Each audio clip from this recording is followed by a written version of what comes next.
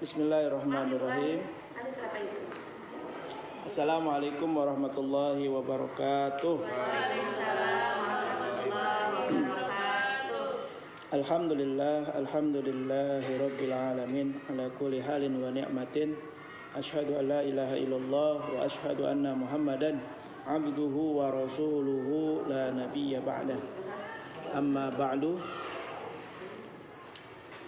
Puja dan puji syukur kita panjatkan kepada Allah atas limpahan nikmat dan karunia-Nya sehingga pada pagi hari ini kita dapat beraktivitas dalam keadaan sehat walafiat tanpa kekurangan sedikit pun. Tentunya nikmat dan karunia ini tidak boleh kita sia-siakan, harus kita maksimalkan untuk menambah bekal-bekal kita menghadap Allah Subhanahu wa taala. Sholawat dan salam mari senantiasa kita panjatkan kepada junjungan alam Nabi besar Muhammad sallallahu alaihi wasallam dengan cita-cita besar kita semua agar nanti di hari kiamat kita mendapatkan pertolongan syafaatul uzma dari Nabi besar Muhammad sallallahu alaihi wasallam. Teman-teman LPI yang saya banggakan, pada pagi hari ini seyogianya kita harus lebih bahagia. Kenapa harus lebih bahagia? Karena di luar sana banyak ya orang-orang yang mungkin ingin seperti kita. Pagi-pagi sudah mandi, pagi-pagi sarapan, pagi-pagi bekerja, berangkat ke tempat kerja. Terus bisa baca surah Al-Kahfi, bisa baca Asmaul Husna. Ini sebuah anugerah menurut saya. Menurut saya ini adalah anugerah besar dari Allah yang harus kita pertahankan. Orang-orang di luar sana dia ingin seperti kita tapi tidak bisa, tidak mampu. Bahkan kondisinya selain fisiknya yang mungkin sedang sakit, di lingkungan kerjanya itu tidak tercipta seperti kita. Makanya bersyukur kita semua berada di Nur Hikmah, ya bisa beraktivitas yang sangat sangat bernilai kalau menurut saya. Karena hadirnya kita di tempat ini tidak lain tidak bukan kecuali menambah bekal kita di akhirat. Ya. Kalau kita hadir ke sini hanya untuk mencari pekerjaan, mengharapkan bulanan, salary saja, itu menurut saya sangat sempit ya, sangat dangkal ya. Sudah waktunya sekarang hari-hari kita niatkan buat menambah bekal kita di hari kemudian, di hari yang mana hari itu tidak akan berulang. Tidak seperti sekarang nih, akan bertambah besok hari Sabtu, besoknya hari Minggu. Tapi ketika hari itu datang, ya udah, nggak ada lagi hari selanjutnya. Nah itulah hari kiamat. Nah kita kan hidup di sini nggak lama ya, paling hebat 60, 63 sesuai dengan usia Rasulullah. Kalau lebih dari 63, anggap saja itu bonus. Ya. Nah padahal dapat bonus atau tidak dapat bonus usia kita, itu adalah sebuah kesempatan dari Allah buat mempersiapkan bekal sebanyak-banyaknya. Ya, karena bekal yang paling hebat itu bukan harta benda, bukan rumah mewah, bukan mobil mewah, tapi amal kebaikan kita selagi kita hidup. Itu yang paling hebat. Ya. Baik, pada pagi hari ini kita akan sama-sama belajar tentang meneladani Rasulullah. Ya. Ini hadisnya cukup panjang, tapi saya coba singkatkan. Pada suatu hari ada sahabat Rasul datang. 3 orang laki-laki datang ke istri-istri Nabi.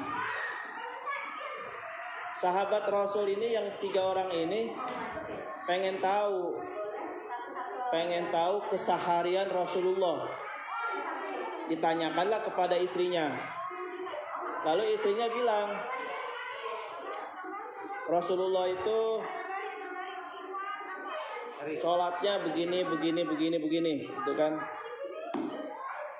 Nah, setelah disampaikan, ketiga sahabat Rasul yang datang saat itu seperti merendahkan, meremehkan.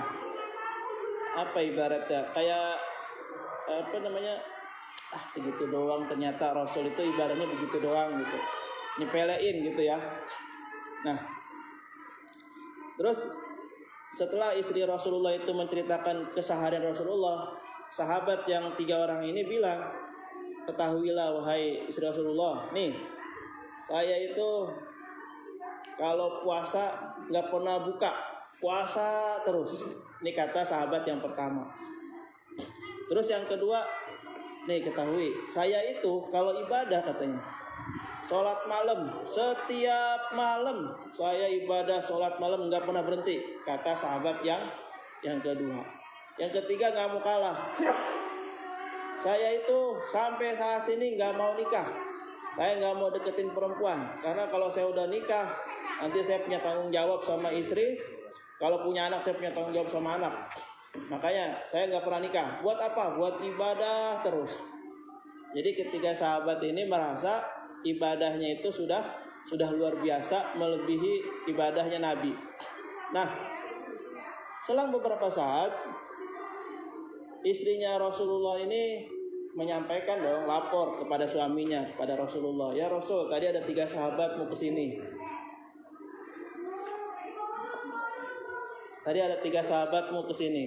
Mereka seperti merendahkan ibadah engkau ya Rasul. Yang satu bilang nggak pernah nikah, untuk ibadah kepada Allah. Yang kedua bilang sholat malam nggak pernah ditinggalkan.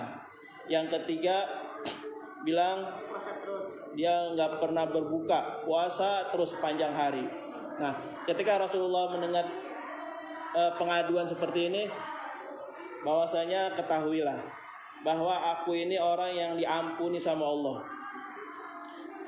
Dosa saya, kata Rasul nih, walaupun Allah belum memberikan secara langsung, tapi Allah itu sudah menggaransi Rasulullah. Jadi Rasulullah itu ampunan Allah buat Rasulullah itu sudah terbuka lebar. Bahkan Rasulullah belum berdosa itu sudah dimaafkan semuanya. Ya, dari sebelum dan sesudah Rasulullah melakukan kesalahan misalnya, itu Allah sudah menghamparkan pintu maafnya buat Rasulullah. Jadi Rasulullah ini manusia yang dijamin sama Allah. Tapi kata Rasul, walaupun saya sudah dijamin, saya kalau puasa saya berbuka, saya berkeluarga, kata Rasul. Dan saya kalau sholat malam juga secukupnya, sebisanya gitu. Jadi nggak sampai melanggar hak-hak yang lain. Ya, saya berkeluarga, saya berbuka kalau berpuasa, terus saya juga sholat malam, tapi nggak selalu setiap hari kayak sahabat yang tadi. Nah, ketahuilah di keterangan hadis itu terakhirnya, faman raghiba an sunnati falaisa minni. Barang siapa yang tidak mengikuti sunnahku, perbuatan-perbuatanku, kata Rasulullah, faman raghiba an sunnati falaisa minni kan. Maka Rasulullah bilang, orang-orang yang seperti itu bukanlah golonganku. Jadi kalau ada sahabat Rasul yang saat itu merasa bangga dengan amalnya, ketika itu berselisih dengan yang Rasulullah sampaikan, Rasulullah bilang falaisa minni, itu bukan golonganku, kata Rasul. Nah, hadis ini menjelaskan kepada kita bahwasanya kita harus mengikuti yang Rasulullah kerjakan, betul nggak? Nah, pada kesempatan ini juga saya ingin mencoba memberikan pemahaman yang memang ini banyak yang berlebihan. Yang pertama terkait sunnah. Sunnah itu apa artinya? Artinya sunnah apa?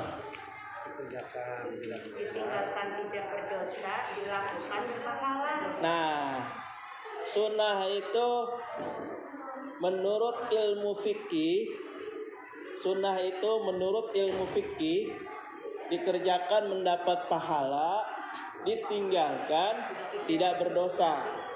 Itu menurut ilmu fikih. Jadi selama ini yang kita pahami sunnah, ya sunnah itu seperti itu. Nah, padahal kalau kita mau lihat definisi yang berbeda, definisi dari ilmu hadis, sunnah itu adalah semua perkataan Nabi, perbuatan Nabi, ketentuan Nabi, itu adalah yang dinisbatkan kepada Nabi, itu adalah sunnah. Jadi ucapan, perbuatan, ketetapan Nabi itu adalah sunnah. Nah, kalau kita selama ini ingin mengikuti sunnah Nabi, maka kita harus mengikuti yang ini, yang menurut ilmu hadis, yang menurut definisi dari ilmu hadis. Dalam prakteknya kita selalu terbalik. Ini kan cuma sunnah, akhirnya nggak dilakukan. Yang paling sederhana misalnya masuk ke kamar mandi pakai kaki kiri, keluar kanan, itu sunnah. Tapi karena kita itu kan cuma sunnah, akhirnya kita tidak melakukan. Nah, itu nggak dosa. Tapi kalau kita semuanya beranggapan seperti itu, maka mana perbuatan kita yang mengikuti sunnah Nabi gitu? Mana perbuatan kita? Nggak ada. Masuk masjid kaki kanan, keluar kaki kiri, itu sunnah Nabi. Kalau kita pakai definisinya ilmu fikih, ini kan nggak apa-apa, ditinggalin aja, nggak dosa ini. Nah, seperti itu. Nah, kalau orang yang cinta kepada Nabi, menjadikan Nabi sebagai teladan, uswah, maka harus mengikuti yang definisi dari ilmu hadis, yaitu semua ucapan Nabi, semua perbuatan Nabi, dan semua ketetapan Nabi. Itulah sunnah. Jadi sekarang kita sedikit terbuka ya. Jadi apa saja yang sudah Nabi contohkan kepada kita, kalau kita mengikuti, itu berarti kita dapat pahala sunnah. Gitu. Jadi jangan lagi menggunakan ilmu fikih dalam mengamalkan apa yang sudah Nabi contohkan. Jadi kalau kita mau terbuka, mau mencoba lebih luas lagi memahami sunnah, ya seperti itu kurang lebihnya. Jadi apa saja yang Rasulullah contohkan, baik dengan ucapannya, baik dengan sikapnya Rasul, baik dengan perbuatannya Rasul, ya itulah sunnah. Kalau kita bisa mengikuti itu, berarti kita mengikuti sunnah.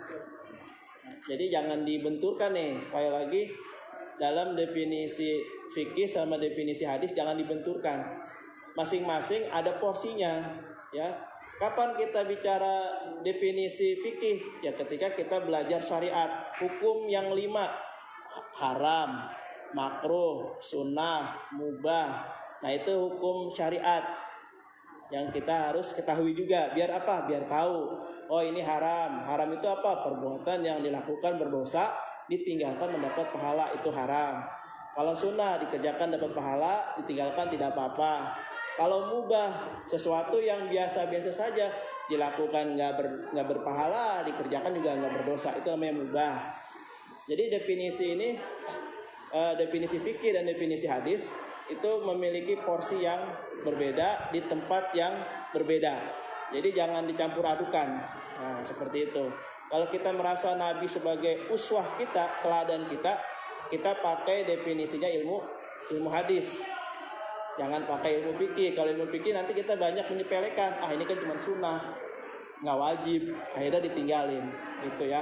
Allahu a'lam bishawab. Mudah-mudahan ada manfaatnya sedikit. Ya, mudah-mudahan bisa berguna buat saya juga, pengingat diri saya. Mohon maaf kalau ada yang salah dan kurang berkenan. Billahi taufiq wal hidayah. Assalamualaikum warahmatullahi wabarakatuh.